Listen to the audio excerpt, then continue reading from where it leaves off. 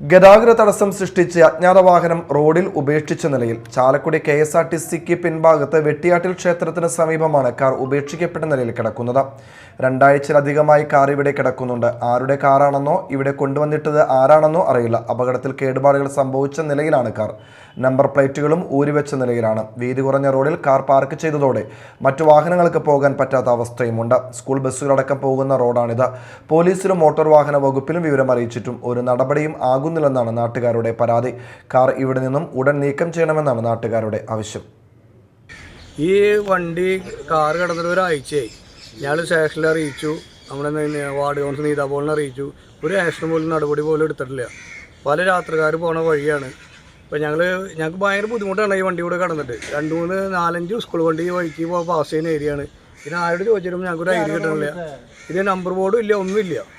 ഞാൻ സ്റ്റേഷനിൽ അറിയിച്ചു, എല്ലാവരും അറിയിച്ചു. പിന്നെ ഒരു നല്ലൊരു നടപടി എടുക്കണം. ഞങ്ങൾക്ക് ഭയങ്കര ബുദ്ധിമുട്ടാണ് ഈ ഏരിയയിൽ. ഒന്നാമത് വീതി കുറഞ്ഞ റോഡാണ്. ആരെ വണ്ടി ഞങ്ങൾക്ക് പോലും അറിയില്ല.